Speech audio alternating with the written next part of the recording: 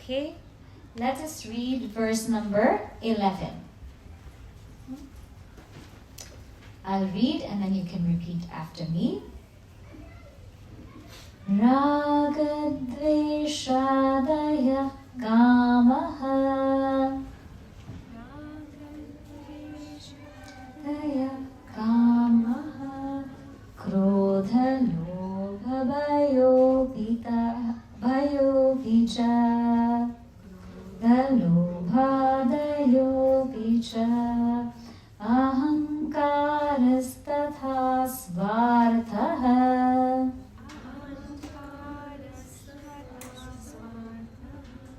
Vividha manaso malaha. We'll read together.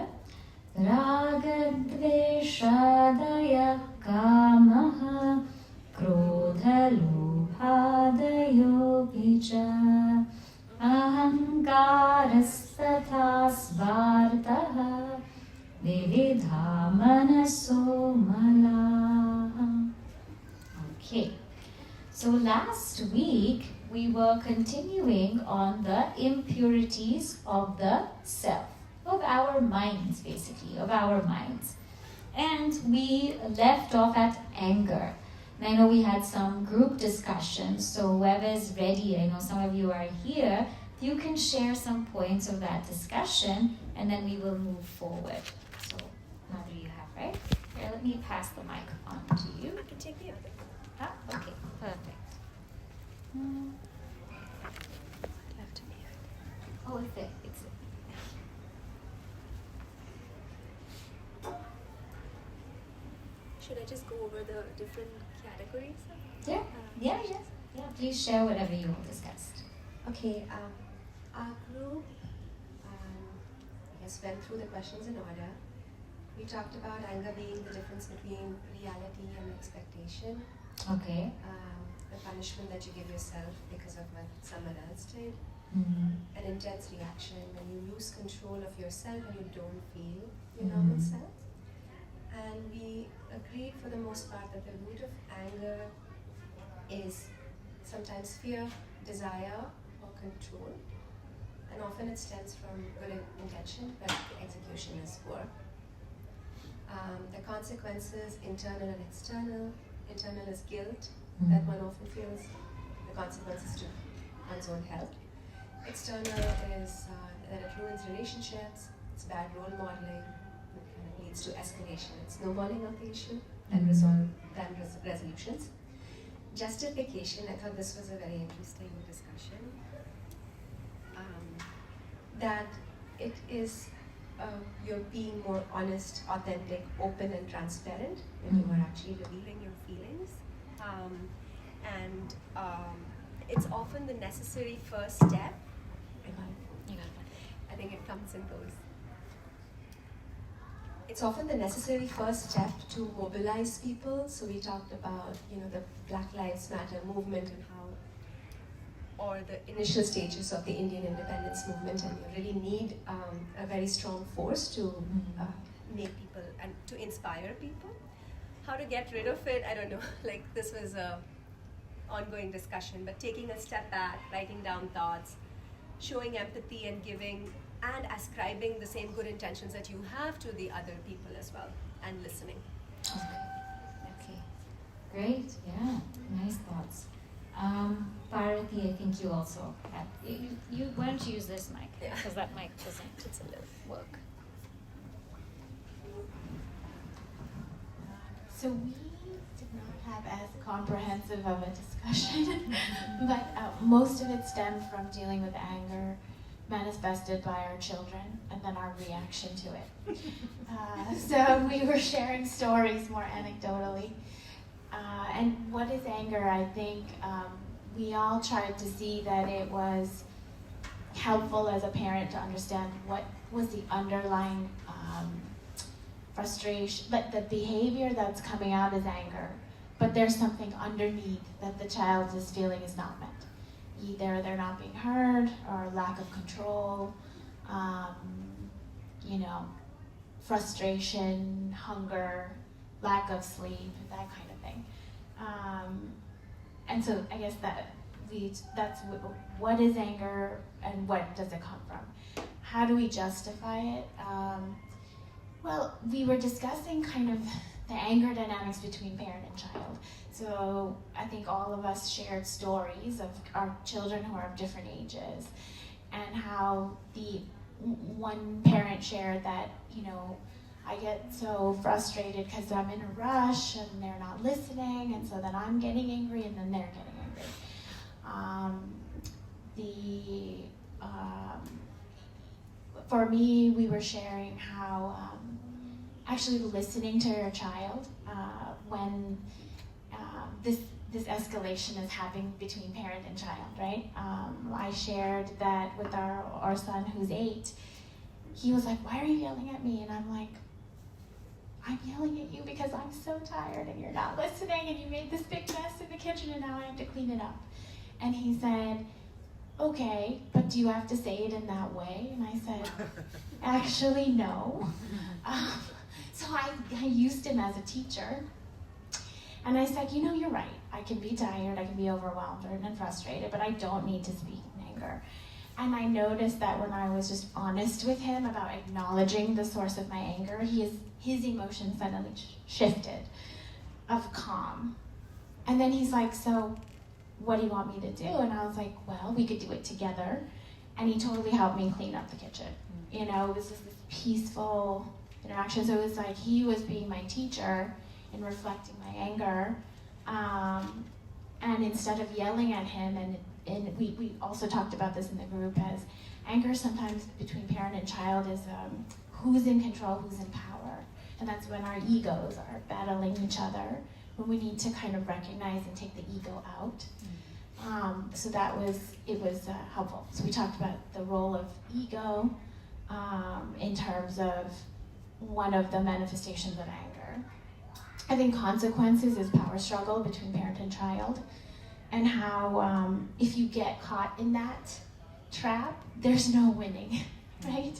Because I don't think it serves to teach anyone, and it escalates the feelings. And then how to get rid of it. So I guess, at least in the parent-child context, Bernal and I have been kind of reflecting on the Vedantic standpoint of it. So I think we are trying to, one, be a witness of our anger when it arises. Two, really trying to be dharmic about it, right? So is there a point of, what is our point? Are we trying to model a behavior? Are we trying to have them do their necessary duties? I think the context of last week's Bhava Vihar was very helpful, because we could say, what is your Nitya Karma today?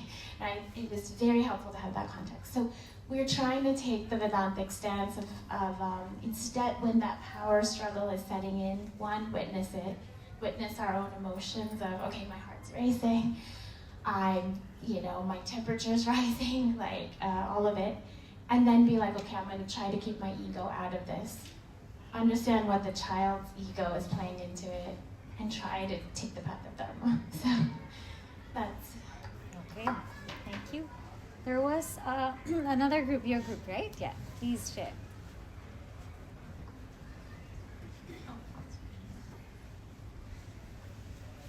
So, if anyone from my group is here and wants to chime in, please do.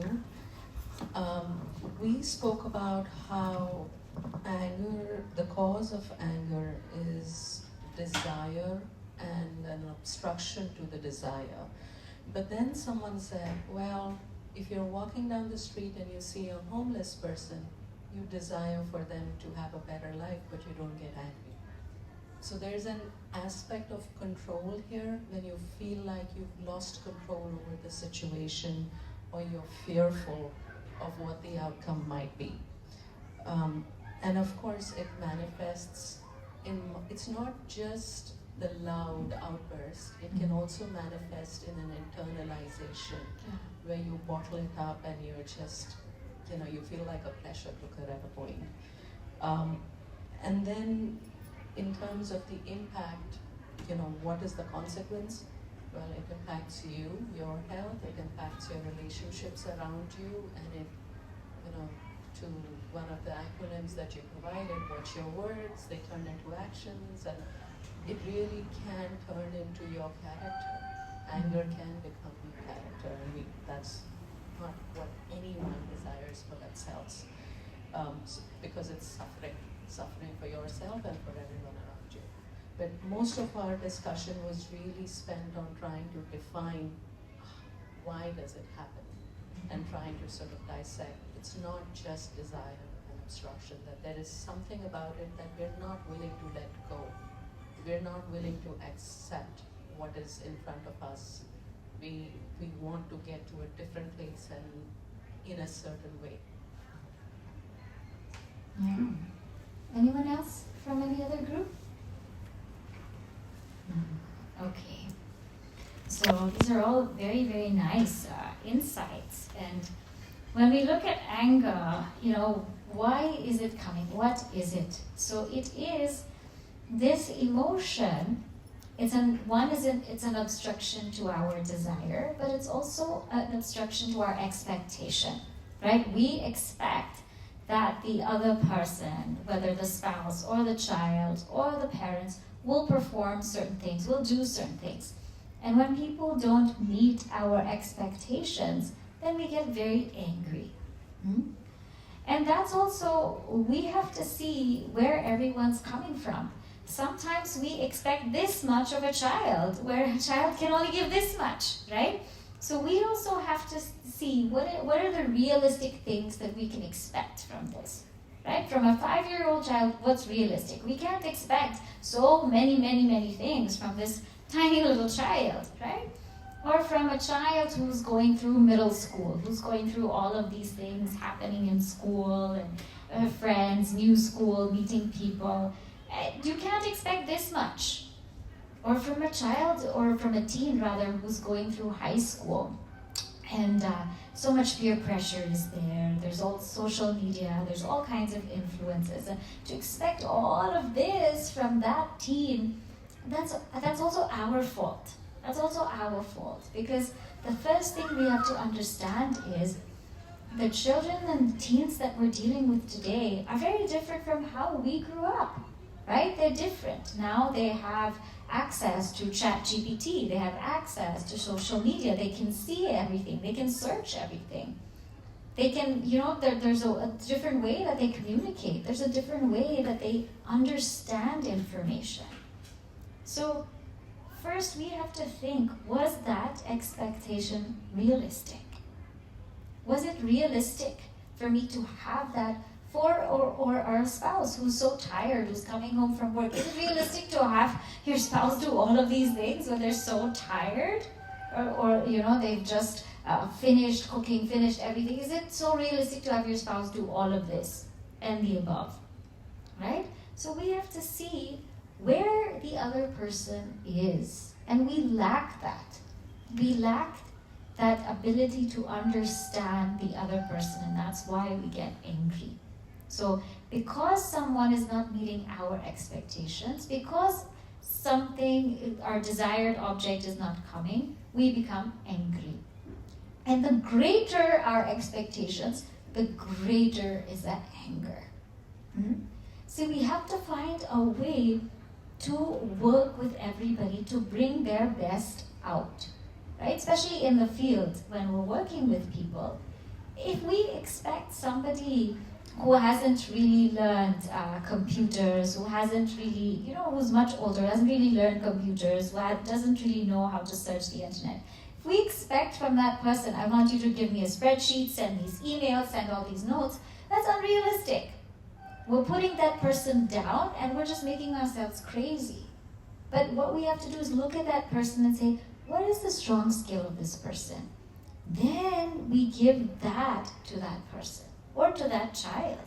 A child who's not so athletic, if we expect the child, I want you to play tennis, I want you to just play sports and this and that, that's unrealistic.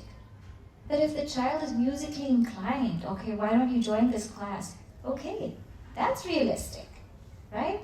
So what are our expectations of other people? Are they realistic or not? Another reason why we get angry is we don't have clarity. We only see a little bit of the situation. We don't see the bigger picture. So I'll give you a story. Once there was a mother, a mother and her child was crying. Her child was crying and her child was crying and she was carrying her child. And the husband had come home from work and he saw that the child is crying. And the child would not stop crying. And then, so he told the mother, what's going on? Why is she crying again and again? Weren't you watching her? Weren't you taking care of her? Did she hurt herself? What's wrong with you? And so the mother just kept quiet. And so the father said to the child, why are you crying? Why are you crying? And the child was pointing to something. And the child was pointing to a wound. And where was the wound? The wound was in the mother's hand. The child was crying because the mother had cut her hand. She had a cut in her hand. That's why she was crying. She didn't get hurt. Nothing happened to her, but she was crying because her mother got hurt. And so imagine if he just asked what happened, is everything okay, rather than assume, babe, what did you do again? Why did you do this again? It's your fault again. And that's sometimes what we do, is we assume. We assume and we just see part of the picture and we're not patient enough to inquire. Especially now with the email trends and the text trends, with caps lock, an exclamation point, and all of these messages are coming back and forth. Pick up the phone and talk. Pick up the phone and talk if you feel like it's getting a little weird. Talk. It's okay, right? Rather than send all of these messages, send all of these emails, so much unnecessary drama we create. So anger also happens because we're not seeing the clear picture. We're not inquiring it into the situation. What are the consequences of anger? Lots of consequences, right? We know. One consequence is that we tend to pass our anger on. So if we're angry at somebody, we're not only angry at this person, we move it to another person, to another person, to another person. The poor floor also suffers because we stamp so hard. The poor door also suffers because we slam the door, right? The poor kitchen table also suffers because we bang the table. So we tend to displace our anger from one person to another person to another person, and everyone gets affected by that one anger. And in the Bhagavad Gita, it's made very, very clear the whole process of the ladder of fall and the effects of anger. So what it says is, Dhyayato Vishayan Pumsaha. First, we dwell on outside objects. Sankasteshu Pajayate. Then we imagine that they'll give us happiness. So we dwell on an object, we imagine that it will give us happiness. Then so we become kind of attached, like I want to get this. So D is dwelling, A is attachment. Then after that, Sangat Sanjayate Kamaha. Desire arises for that object. And if I don't get what I desire, anger. Kama Krodho Vijayate. So D-A-D-A. I was dwelling on something I got attached to it because I feel like it can give me happiness. Therefore, I desired it. And it's not that we will get what we want all the time. Sometimes we won't get what we want. And when we don't get what we want, anger. And then, Krodhat bhavati sammoha. When we get angry, what happens is we get deluded. Delusion. We don't know what's right, what's wrong. We're not thinking clearly. So when we get angry, we say the most indiscriminate words. We do the most indiscriminate things because we're just angry. Sammohat smriti vibramaha. And when we get, when there's delusion, there's loss of memory, or what we call amnesia. We forget. So whatever we've learned in these classes, we forget. Our beautiful relationship, let's say your relationship with your spouse, it's 30 years, 40 years, we forget how beautiful that relationship is. Our relationship with our children, we forget how beautiful it is. That part, that incident where we're angry, it takes over the whole relationship that we've had with that person. Just that one thing becomes so incredibly magnified. We lose our memory. There's no access to it. Smriti Brahmsha Buddhinasha. And the intellect gets destroyed. The intellect gets destroyed because it functions on memory. And when we get angry, we lose our memory, so we're not thinking correctly. Buddhinashat pranashyati. And we become like animals. We feel this great sense of regret and guilt, and we feel bogged down after this anger. So DA, we dwell on an object, we get attached to it. DA, we desire an object, we don't get it, we get angry. Once we get angry, DA, we get deluded, and we have amnesia. We lose our memory. Then DA, destruction of the intellect and annihilation. Or we become like animals. So this one slip of anger, it really causes us to fall. And with one slip of anger, all the Bollywood movies are made, by the way. This Kabhi Khushi, Kabhi Gham, all of these Bollywood movies are made. And you can see there's so much revenge that people hold and they harbor in their hearts. So it's a big consequence, and we cannot take it back. People get traumatized sometimes from anger that has happened in their childhood, right? So, and what to talk of, these are the consequences outside. That we displace anger and we go down this ladder of fall. But inside, our blood pressure goes up, our whole system gets heated, we become very acidic, we become very stressed and tense. So even inside, we're burning. So it's not a healthy kind of emotion. Too many consequences for this one thing, anger. And how do we justify anger? People feel like, I need to get the work done, so I have to be angry. Otherwise, nobody will do anything. So I have to get angry. I have to use my power. I have to use my voice. Because nothing will get done. So some people feel like the only way to work is through anger. So how do we manage this? How do we get rid of this? So point number one, as I said, before doing anything, just assess, is my expectation realistic? Is it realistic for this person? I mean, if we're going to expect a person to work throughout the holidays and deliver results, that's unrealistic. Is my expectation realistic? Second is, am I clear about the whole picture? Did I actually, hear or did I see the whole picture? So am I aware of the whole picture? If I'm not, then just dig in a little deeper. Third is, let us say that emotion starts to rise. Emotion starts to rise, that anger, right? If I can stop it at the thought level, very good. But if the thought comes, stop it at the word level. No need to say it. No need to say it. Delay it. Delay it. Tell anger, I'm going to take a shower, then I'll get angry.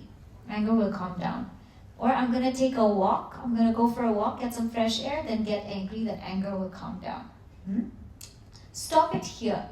If we cannot stop it at the word level, at least stop it at the physical level.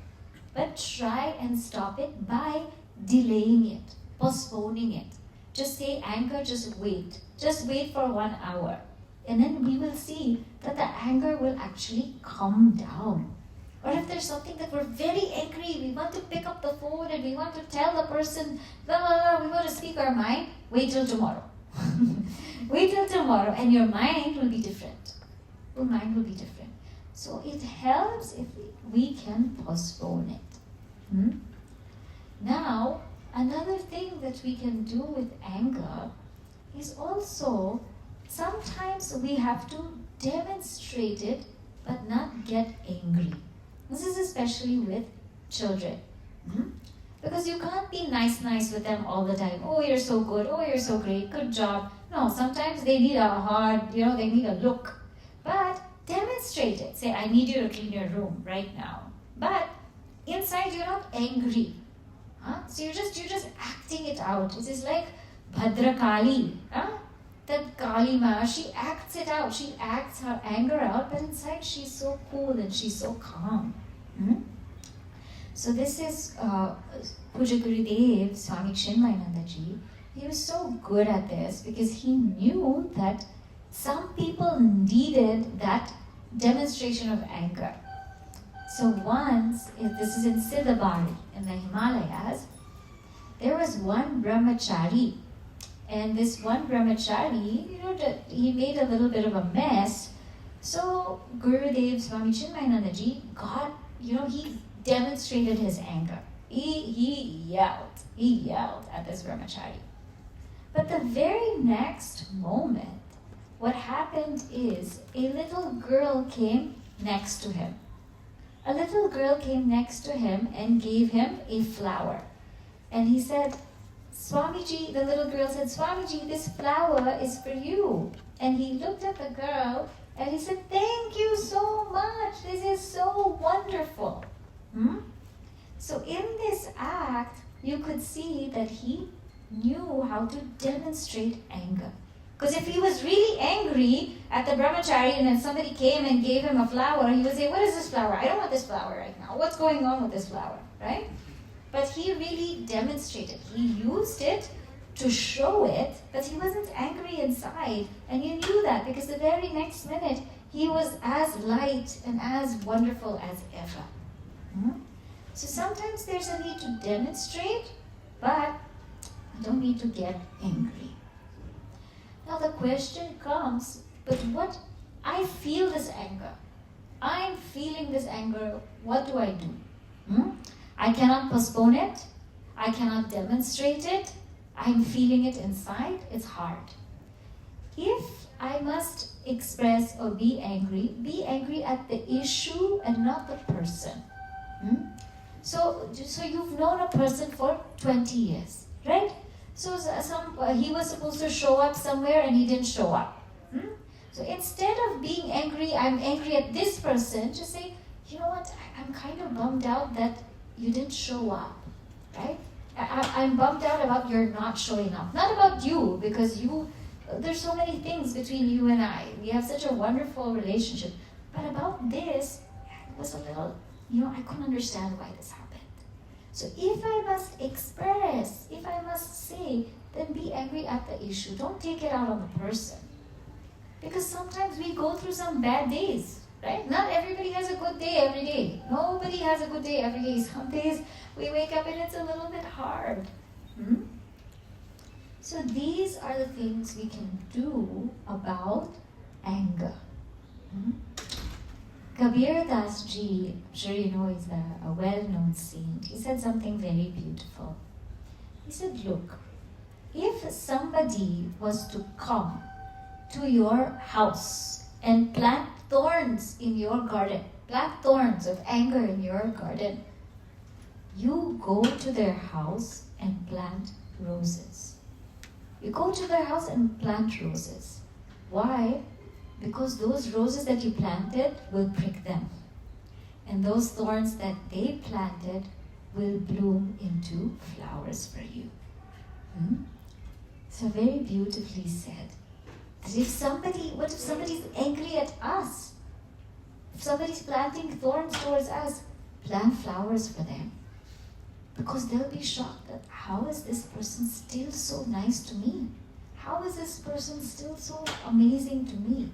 And that in their hearts, they'll feel so guilty, so uneasy that it will prick them. Your love, your goodness, your niceness will prick them in their hearts like thorns. And the thorns that they gave you will bloom into flowers because you did not put any negative emotion to them. Sometimes we feel like these people have to get what they deserve. But we are not God. And please, know that we are not God. There's a law of karma. Law of karma will take care of everybody. Everybody will take care of. So this is what we can do with our anger. Okay, before we move on to the next one, any questions about anger? Yes? Not a question, just something of an observation. So we spoke about anger as something that's point in time. Yeah. Something happened to you and you reacted. And there is an anger which stays within you, bottled up. Something happened many years ago. Yeah. So one way to get rid of it, and it's easier said than done, is forgiveness. Yeah. That you forgive the person or what happened to you to Yeah. really carry on. Yeah. That's one way as well. Yeah. Or something that's not point in time that happened long time ago, but it did. That's a very beautiful point. So an anger that we've been harboring for a long time, the best way is forgiveness, right? You say forgive and be free, and we'll feel lighter. Anger is such a heavy burden on us, and it's toxic. All these diseases that are showing up physically, they start mentally, they start in our minds, and those toxins, those anger, greed, all of that shows up in our whole system. Yeah. Any other thoughts about anger? Yes. That's more of a question. How do you break the cycle? If your interaction with kids, etc., they learn from you. How do you break and change? That's the biggest challenge that I always find, that you get into the moment and then it's very hard to kind of unwind that and then consistently sort of show what's right versus wrong. Yeah. Are there any practical ways in which you can kind of help us to understand how best to break the cycle? To break that cycle of continuous anger. Recurrence. Yeah. The best thing to do is to pause. See, if we can get ourselves in this habit of just pausing, whenever any negative thought comes, just pause. So we have sometimes a mantra that we say, we take Bhagwan's name, or a prayer, or a quote that you like. You just keep that quote with you, keep that mantra, keep that line with you. And every time it comes, just pause. Just pause. Just say, I'm going to wait for a couple of minutes. And even this pause helps a lot, because then the mind slows down and says, okay, there's a better way to deal with this. See, know that when we act out of a sattvic mind, a a calm mind, our responses will be the best. They will be the best. So if my mind is rajasic means disturbed, agitated, don't act. Take a break. Take a break. In any field, in any profession, let's say you're a doctor, you're a lawyer, you're an accountant. If the mind is rajasic, we will make mistakes. We will do something very harshly. We won't do a great job. So take a moment. Settle the mind down. Bring it to a sattvic state. Then act. So you'll see in sports players, they'll, if they have to bat or anything, they'll take a deep breath. You see that? They're bringing their mind to sattva. Then they will act. Then they will hit. And they'll respond. So everybody does this. And that's the reason also we pray before we start anything, because it's bringing the mind to a level of sattva, sattvic mind. Then we respond. So we have to be more alert about our minds. Okay. Any other thoughts or questions about anger before we move on to greed? Okay. So we will enter the field of greed now. Greed now, right? So we have finished raga, dvesha, likes and dislikes. Kama, desire. Krodha, anger. This is verse number 11 in your book. Now, lobha means greed. So what is this greed? This greed now is this thought or this emotion that, hey, I got what I want.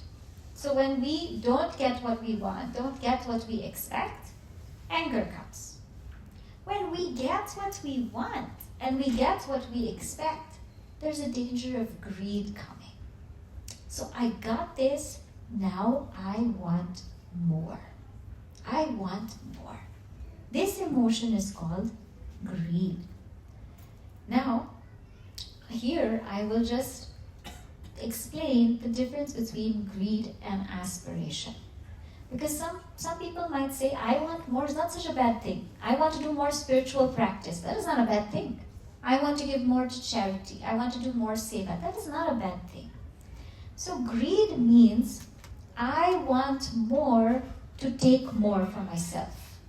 So if it's just about me, I want to earn more, to get more, to just satisfy my own self or my own family or my own comfort. Why not? Why not? I worked so hard, I do so much, so why can't I enjoy life, right? That is a greedy attitude. It's a greedy attitude because it makes us forget that we are part of a society. We're a part of society that has a lot of needs. And all of us have what is called the asadharana dharma. Asadharana dharma means that if there is something that I have, a skill that I have, it is my dharma to share it. So if let us say I am able to study the scriptures, it is my dharma to share it. If somebody has a certain talent, it is their dharma to share that talent. If somebody has that much wealth, it is their dharma to share it. Because whatever we have that is there, that is being nourished, we have to share it. And this is only how society blossoms.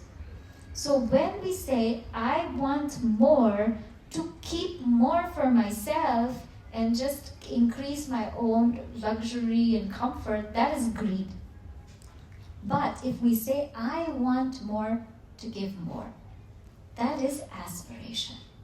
Then there is no problem with that. Strive, because the more we strive, then more people will benefit.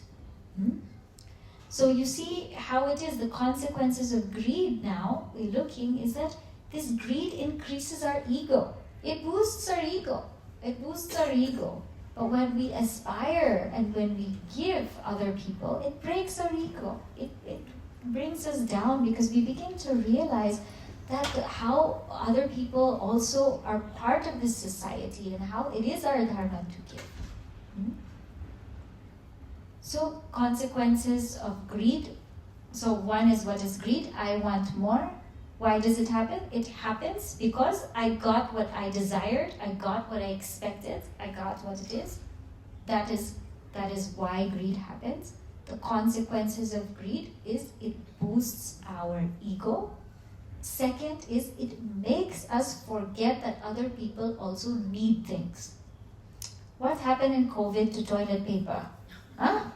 Everybody in the grocery they didn't think other people will also need it. What happened to ginger? Right? Nobody, I can survive with one in my house. But people are hoarding. What is the big business here in Manhattan? Storage space. Huh? Everybody is hoarding. Huh? Hoarding. And so it makes us forget that other people might also need. Other people might also have something that they're looking for. Why do I have to keep everything?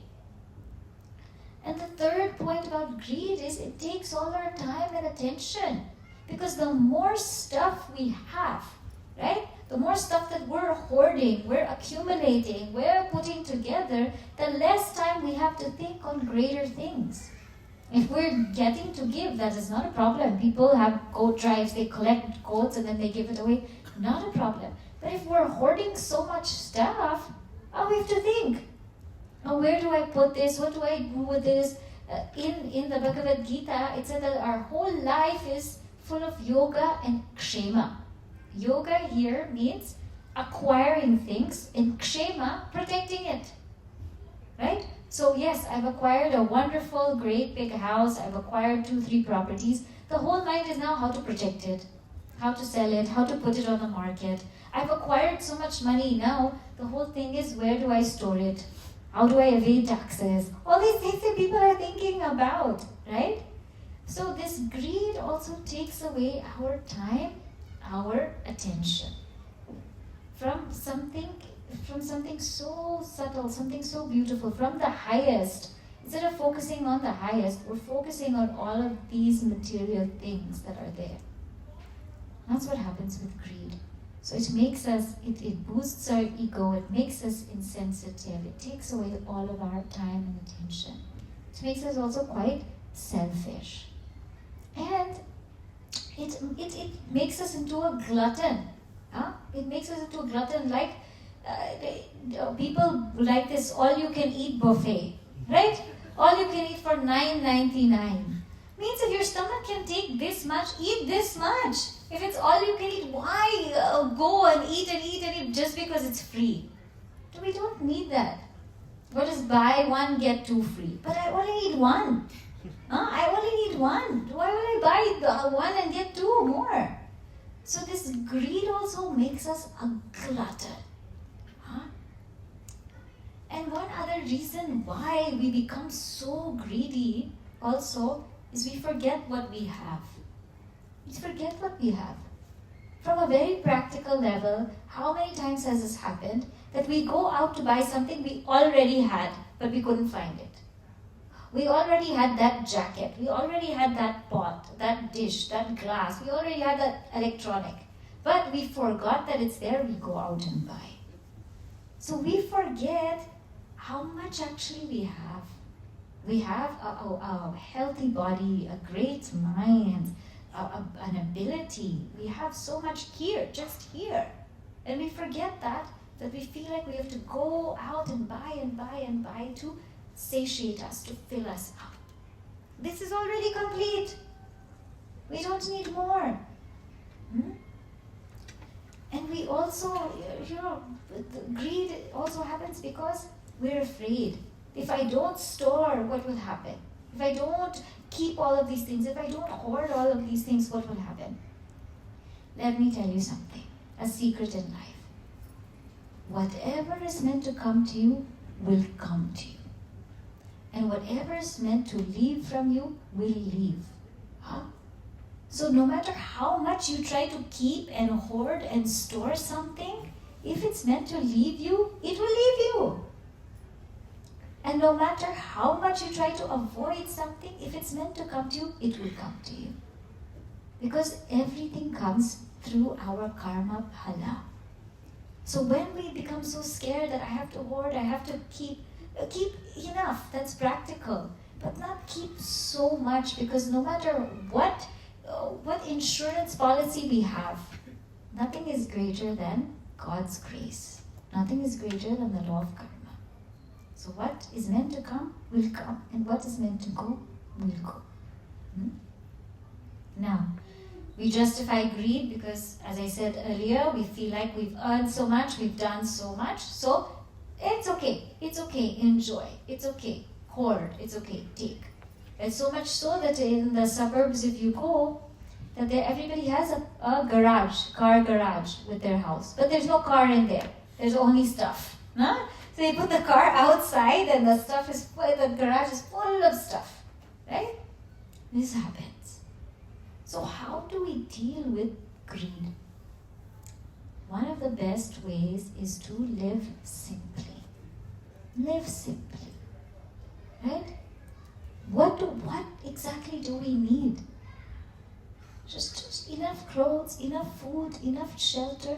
That much is it, so that we can seek higher. Swami Tapovan Maharaj said something so beautiful. He said, simple living, higher thinking.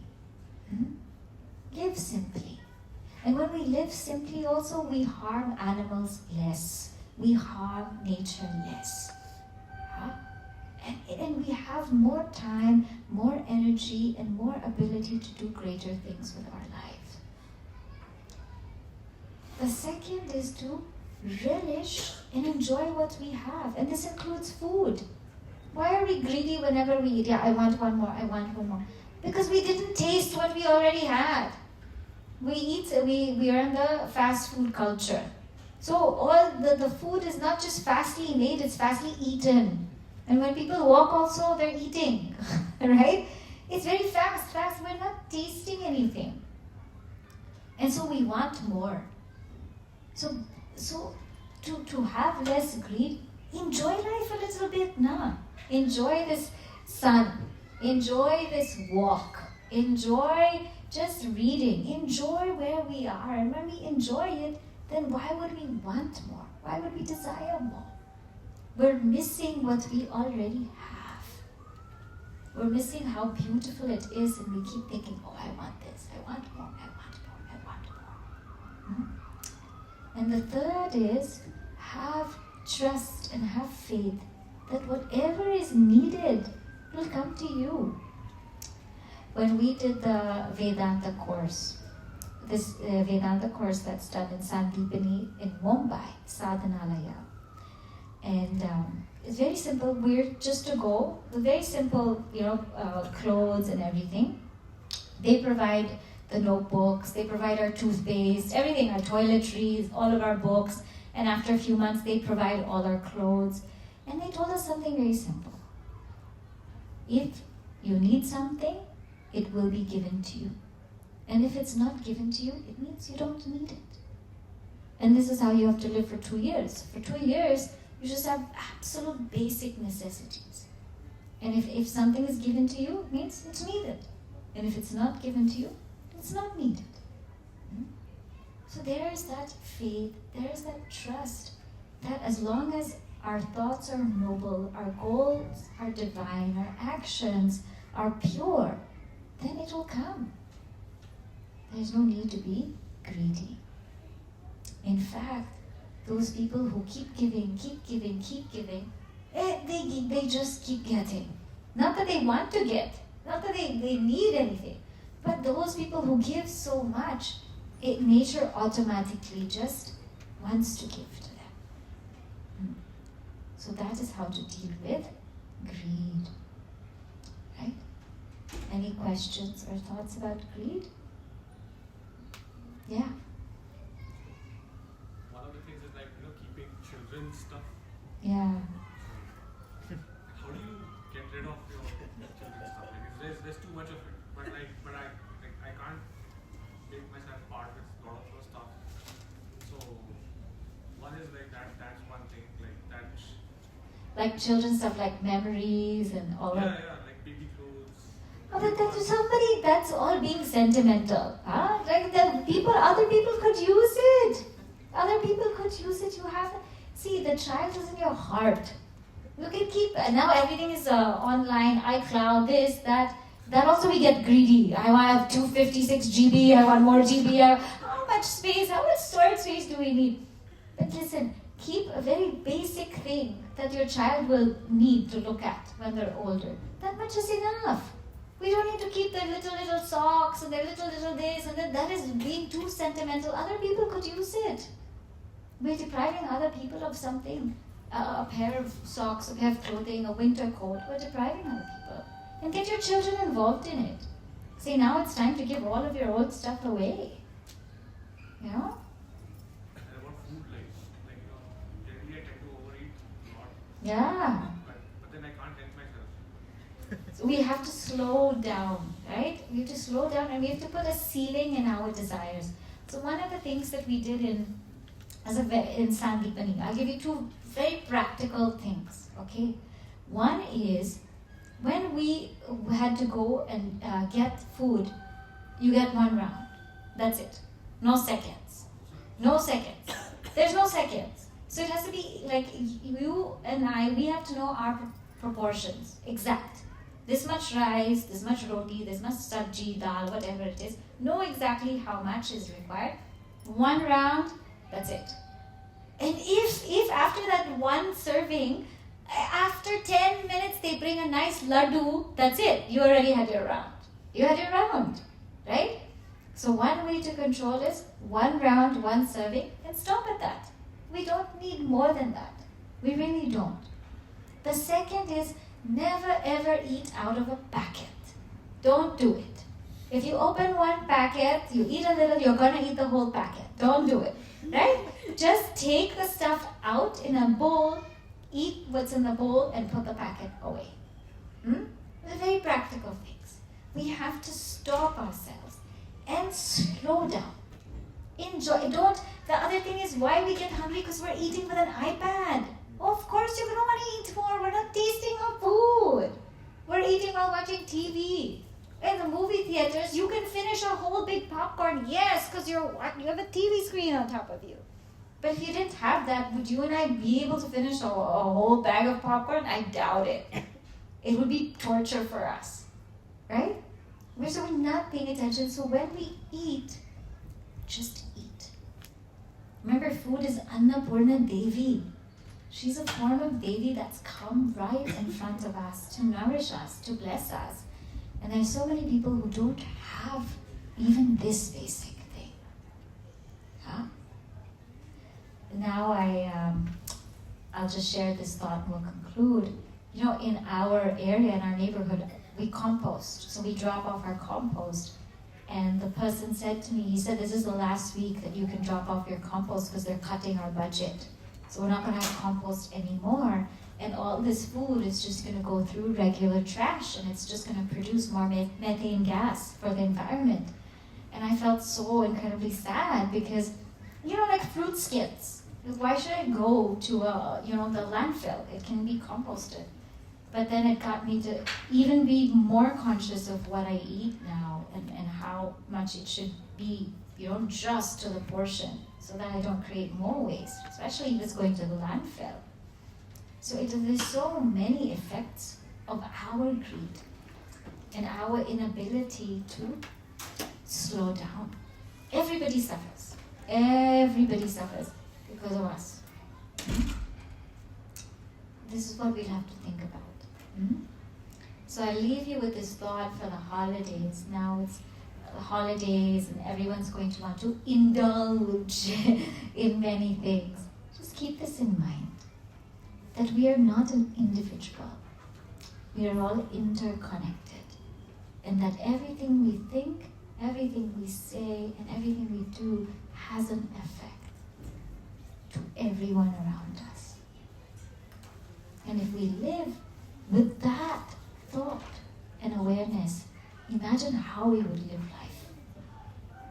That's how we should live.